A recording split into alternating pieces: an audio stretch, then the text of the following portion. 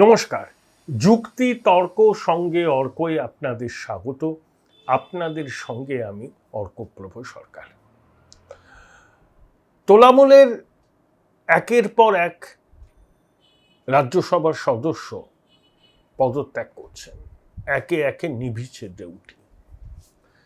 যা খবর পাচ্ছি শেষ পর্যন্ত ডেরেক, দোলা সেন, সামিরুল ছাড়া দিদির সঙ্গে আর কোনো রাজ্যসভার সদস্য থাকবেন না। এখনো পর্যন্ত এটাই খবর। বলা যায় না দোলা সেন এবং ডেরেক পরবর্তীকালে তাদের অবস্থান বদল করবেন কিনা। দেখুন, কোয়েল মল্লিককে বিজেপি আবার রাজ্যসভায় মনোনয়ন দেবে কি দেবে না সেটা নিয়ে জল্পনা চলছে। যদিও আমেরিকায় ছুটি কাটিয়ে এসে কোয়েল মল্লিক ইস্তফা দিয়ে সরাসরি কেন্দ্রীয় মন্ত্রী ভূপেন যাদবের সঙ্গে দেখা করেছেন, সেই ছবি পোস্টও করেছেন। এখন কোয়েল মল্লিক 2026-এর মার্চ মাসে রাজ্যসভার সদস্য হয়েছিলেন, কিন্তু এখনো পর্যন্ত একদিনও সংসদ অ্যাটেন্ড করেননি। অর্থাৎ 6 বছরের পুরো মেয়াদটাই কার্যত তার পড়ে আছে। এখন কোয়েল মল্লিককে পুনরায় বিজেপি নমিনেশন দেবে কিনা সে বিষয়ে আমি পাকা কোনো খবর পাইনি। দিতেও পারে, আবার নাও দিতে পারে। দিলে তো ল্যাঠা চুকে গেল। যদি না দেয়, কোয়েল মল্লিককে অন্য কোনোভাবে পুনর্বাসনের ব্যবস্থা করবে। এখনো পর্যন্ত এটাই ঠিক আছে। আপনাদের স্বনির্বন্ধ অনুরোধ, চ্যানেল সাবস্ক্রাইব করবেন, থ্যাঙ্কস বাটনে ক্লিক করতে ভুলবেন না। দু একদিন আগে দিদিমণি ফেসবুক লাইভ করলেন। উনি আর সাংবাদিকদের সঙ্গে আলাপচারিতায় নিজেকে জড়াতে চান না, পাছে বেয়ারা প্রশ্ন ধেয়ে আসে তার দিকে, যে প্রশ্নের উত্তর তার কাছে নেই। অগত্যা সমাজ মাধ্যমকে ব্যবহার করে নিজের বার্তা দিচ্ছেন। দেখুন, দিদিমণি একসময় বীরভূমের বেতাজ বাদশাহ, একসময়ের বেতাজ বাদশাহ, কেষ্টমণ্ডলের অঙ্গুলি হেলন ছাড়া একসময় বীরভূমে গাছের পাতাটাও নড়ত না। সেই কেষ্ট পর্যন্ত বিদ্রোহীদের দলে নাম লিখিয়ে বলেছেন নির্বাচনের পর তার সঙ্গে দিদিমণির 4-4বার ফোনে কথা হয়েছে। তিনি নাকি দিদিমণিকে বলেছেন, দিদি তুমি চোখে দেখো না, কানে দেখো। এবং যত নষ্টের গোড়া হিসাবে অন্য নেতাদের মতো কেষ্ট খোকাবাবুকে নিশানা করেছেন। তো এই যখন পরিস্থিতি, একে একে নিভিছে ডেউটি, হাতে গোনা কয়েকজন বিধায়ক সাংসদ পড়ে রয়েছেন দিদিমণির সঙ্গে। দিদিমণি তখনও কিন্তু স্বপ্ন দেখে যাচ্ছেন আবার তিনি ঘুরে দাঁড়াবেন। তিনি স্বপ্ন দেখতেই পারেন, তার স্বপ্ন দেখার অধিকার আছে, সেই অধিকার তো আর কেউ ছিনিয়ে নিতে পারে না। কিন্তু এখনো যেভাবে তিনি খোকাবাবুকে ডিফেন্ড করছেন, তার বিশ্বস্ত সব সঙ্গীরা তাকে ত্যাগ করে চলে গেছে, সবার নিশানায় খোকাবাবু। তা সত্ত্বেও খোকাবাবুকে যেভাবে দিদিমণি ডিফেন্ড করছেন, অনেক প্রশ্নের জন্ম দিচ্ছে। দিদিমণি নিজেকে বাঘের মতো লড়ে যাব এইসব কথা বলেছিলেন। অনেকে তাকে বাংলার বাঘিনী হিসাবে চিহ্নিত করেছিল। এখন খোকাবাবুর বিরুদ্ধে 30টার মতো এফআইআর দাখিল হয়েছে। কখনো সিআইডি, কখনো ইডি তাকে ডাকছে। খোকাবাবুর জেল যাত্রা কার্যত সুনিশ্চিত। কালকে একটি টেলিভিশন চ্যানেলের টক শোতে আমার সঙ্গে ছিলেন নজরুল ইসলাম। নজরুল ইসলাম পরিষ্কার বললেন যে খোকাবাবুর জেল যাত্রা কেউ আটকাতে পারবে না। এই ডাকাডাকির মধ্যেই একদিন খোকাবাবুকে আটকে দেয়া হবে। তো তা সত্ত্বেও দিদিমণি কি বললেন? যে বাঘের মতো লড়ছে, ও তো সেটিং করে নিলেই পারত। আসলে বাঘের মতো লড়ছে নাকি সেটিং করে ব্যর্থ হয়ে, আর কিছু সেটিং করার চেষ্টা করে ব্যর্থ হয়ে খোকা কার্যত হাল ছেড়ে দিয়েছে। আচ্ছা, বাঘের মতো লড়া কাকে বলে? চরম প্রতিকূলতার মধ্যে দাঁড়িয়ে কেউ যদি লড়াই করেন একটা কজকে সামনে রেখে, সেটাকে আমরা বলি বাঘের মতো লড়াই করা। এই খোকা 3 মাস আগেও তার চালচলন কিরকম ছিল, কিরকম হুঙ্কার ছাড়তেন, গাড়ির ছাদে দাঁড়িয়ে, সংবাদ মাধ্যমের সামনে, জনসভায়, দেখে নেব, বুঝে নেব, ডিজে বাজাবো রবীন্দ্রসঙ্গীতের সঙ্গে, শ্মশানে ইলেকট্রিক চুল্লি করে দেব যাতে 4 মে ফলাফল বেরোবার পর যারা হৃদরোগে আক্রান্ত হয়ে মারা যাবেন তাদের সৎকারের ব্যবস্থা হবে।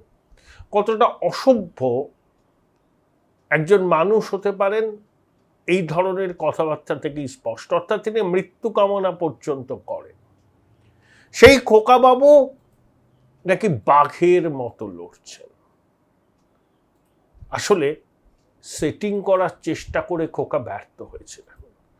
কম ফিলার তো পাঠাননি কেন্দ্রীয় স্বরাষ্ট্রমন্ত্রীর কাছে সাক্ষাৎ প্রার্থী হতেছে।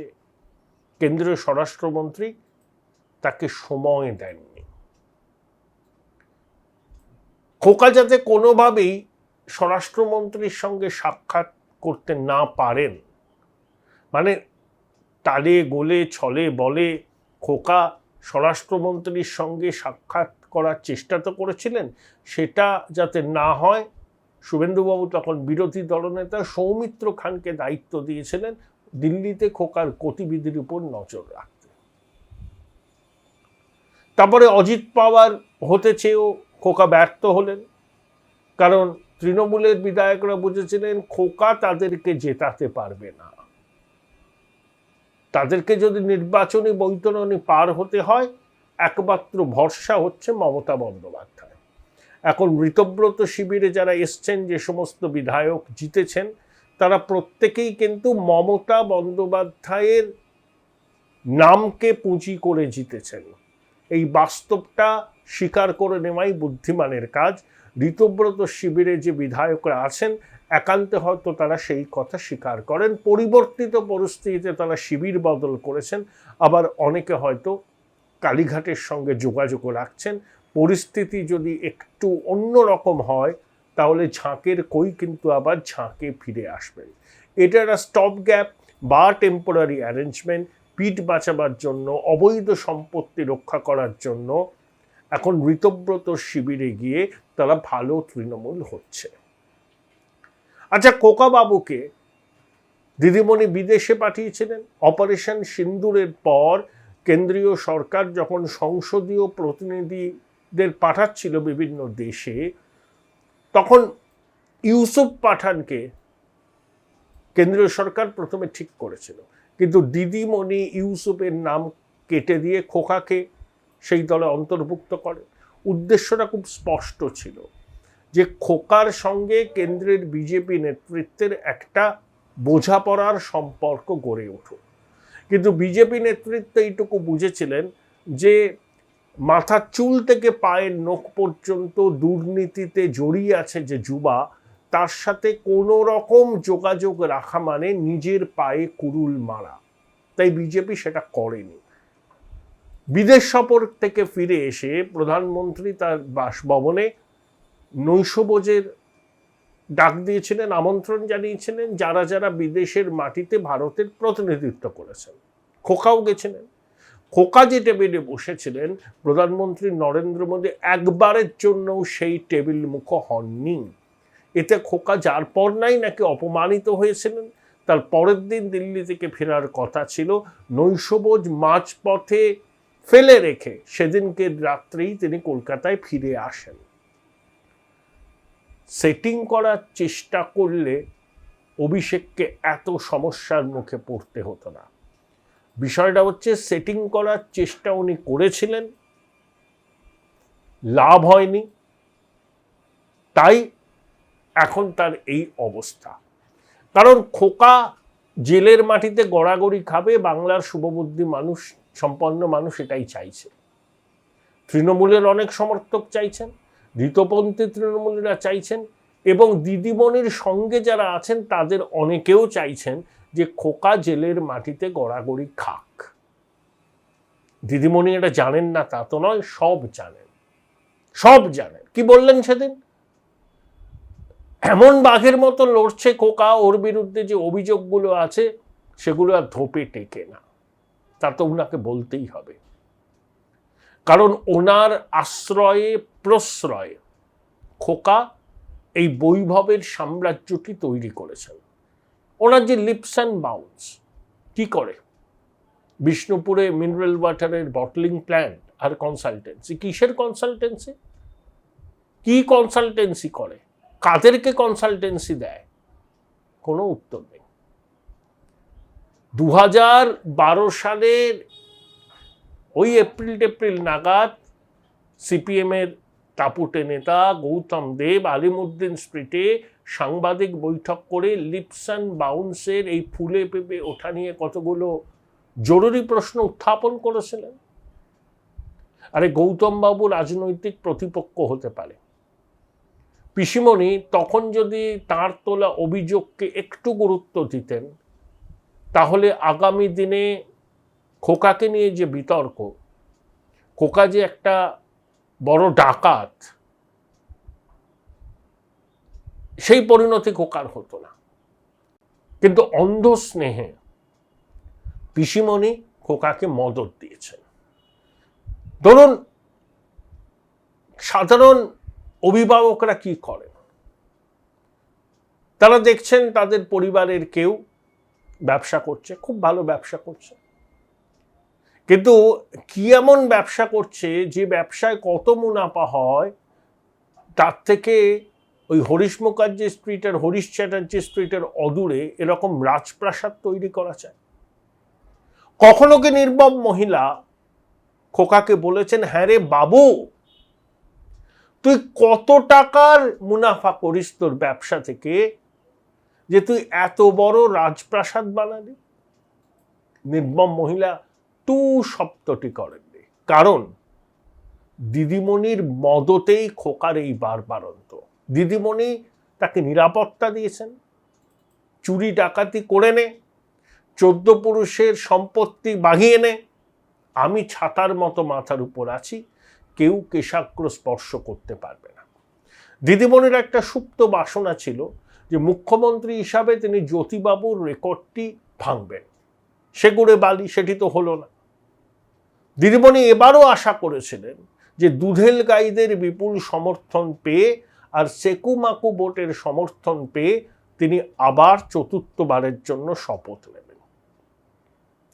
তৃণমূল যে 200-র উপর আসন পাবে দিদিমণি নিশ্চিত ছিলেন, এবং তার সঙ্গী সাথী আমচা চামচা বেলচা, কিছু উপদেষ্টা, কিছু অনুপ্রাণিত পুলিশ কর্তা, কিছু আমলা দিদিমণির কর্ণকুহরে এই কথাটাই বারবার করে বলে গেছেন, দিদি আপনি অপরাজেয়।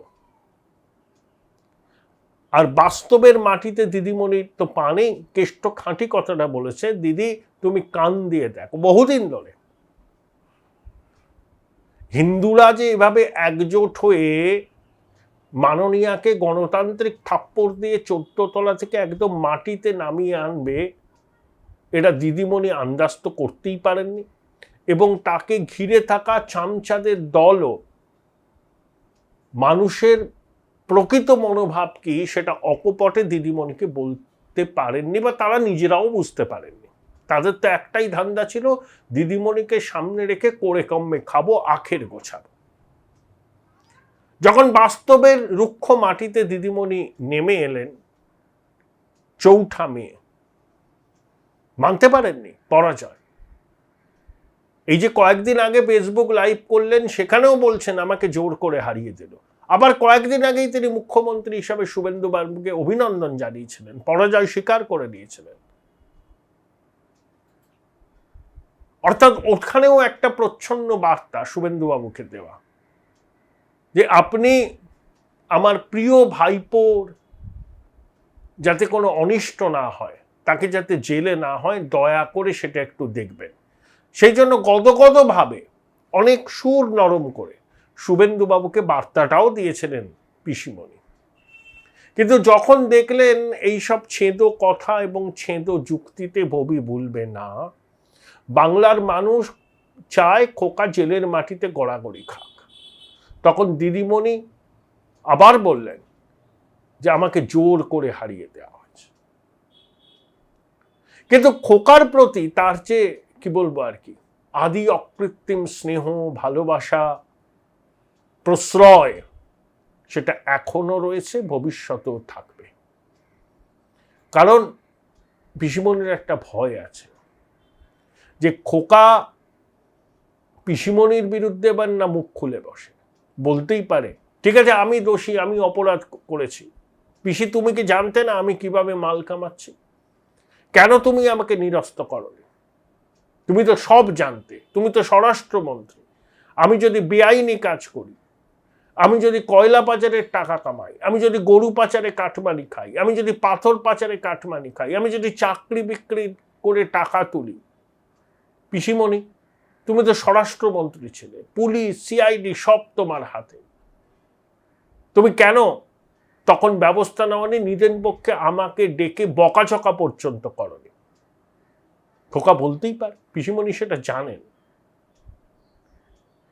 আসলে অনেকে এখনো ভাবছেন পিসি সৎ, পিসির অন্ধ স্নেহ জানতেন না, এই সুযোগে খোকা মাল কামিয়েছে, ভুল ভাবছেন। পিসি সব জানতেন, সব জানতেন। পরিবারের কোন সদস্য, পার্টির কোন নেতা, কোন মন্ত্রীর লাগেজ ব্যাগেজ আছে, বাজার থেকে মাল তোলে, পিসিমণি সব জানতেন। ওই ৭৫-২৫ ভাগ, ৭৫ পৌঁছতে কালীঘাট আর ক্যামাক স্ট্রিটে, ২৫ নেতারা নিজেদের পকেটস্থ করতেন। এই তো সিস্টেম। লাগেজ ব্যাগেজ আছে, চারা যাচ্ছে ঋতব্রত, আপনার দলে সবার লাগেজ ব্যাগেজ আছে। সব থেকে বড় ডাকাত হচ্ছে আপনার ভ্রাতুষ্পুত্র, বাঘের বাচ্চা টাচ্চা নয়। আপনি বাঘিনী, তাই হয়তো বলেছেন বাঘের বাচ্চার মতো লড়ছে। খোকা ভয় পেয়েছে, ভয় পেয়েছে, কিন্তু আস্ফালন স্বভাবগত। ভাবছে আবার অভিষেক মানু সিংভি, কপিল সিব্বালকে নামাবো, তারিখ পে তারিখ হবে, এইভাবে কালাতিপাত হবে। 2029 লোকসভা নির্বাচনে নরেন্দ্র মোদী যদি আর ক্ষমতায় না আসেন, শুভেন্দুবাবুকে আমি বুঝে নেব, এইসব আকাশ কুসুম অলিক কল্পনা পিসিমণি খোকা দুজনেই করছেন। তাই আমি বলেছি না যে বাঘের মতো লড়াই কেন, বাঘের দুধ পাওয়া যাচ্ছে কালীঘাটের হরিশ চ্যাটার্জি স্ট্রিট। সারাটা দল, পুরোটা দল লন্ড ভন্ড হয়ে গেল। দীর্ঘদিনের ঘনিষ্ঠ অনুগামীরা ছেড়ে চলে গেলেন দিদিমণিকে। তাও যেভাবে খোকার পিছনে দিদি দাঁড়িয়েছেন, দুটো জিনিসের থেকে আসে। এক, দিদিমণির ভয় আছে খোকানা তাকে ফাঁসিয়ে দেয়, খোকানা বলে ফেলে যে আজকে আমার যে পরিস্থিতি তার জন্য তুমিও দায়ী দিদি, বলতেই পারে। আর দুই, দিদিমণি একদম বাস্তব বোধ রহিত হয়ে গেছেন। অন্ধ স্নেহ, অপত্য স্নেহ তাকে এমনভাবে গ্রাস করেছে, তিনি বাস্তবটাই বুঝতে পারছেন না। তাই বলছেন বাঘের বাচ্চার মতো লড়ছে। কালীঘাটের হরিশ চ্যাটার্জি স্ট্রিটে এখন বাঘের দুধ পাওয়া যায়, অন্য কোথাও পাবেন না আপনি, পাওয়াই তো যায় না বাঘের দুধ। যেখানে বাঘিনী, বাঘের বাচ্চা থাকে, সেখানে বাঘের দুধও পাওয়া যায়। একটা দল ক্ষমতা হারানোর পর কিভাবে তাসের ঘরের মতো ভেঙে যেতে পারে, ভবিষ্যতে যারা বাংলার রাজনৈতিক ইতিহাস নিয়ে চর্চা করবেন তাদের কাছে এটা বড় গবেষণার বিষয়। 2011 মানুষের গগনচুম্বী প্রত্যাশা নিয়ে ক্ষমতায় আসা, 15 বছর পর সরকার চলে যেতে পারে, কিন্তু দলটা এভাবে উবে যাবে এটা কি কেউ ভেবেছে? দেখুন, ডিএমকেও তো ক্ষমতাচ্যুত হয়েছে, কিন্তু 22 জন সাংসদ আছে লোকসভায়, একজনও তো এদিক ওদিক করেনি। ডিএমকে কেন্দ্রীয় সরকারের সঙ্গে কি সম্পর্ক রাখবে, তারা সংবিধান সংশোধনী বিলগুলো সমর্থন করবে কিনা সেটা নিয়ে আলাপ আলোচনা চলছে, কিন্তু যা সিদ্ধান্ত হবে ডিএমকে কিন্তু দলগতভাবে নেবে। 22 জন সাংসদ, একজনও ছেড়ে বেরিয়েছে ডিএমকে থেকে, কোথাও গেছে কি? যায়নি তো। তাহলে কারণ ডিএমকের একটা রাজনৈতিক আদর্শ আছে, তামিল জাত্যাভিমান আছে, কিন্তু দিদিমণির তো কোনো আদর্শ নেই। সিপিএম বিরোধিতা থেকে তৈরি একটা দল।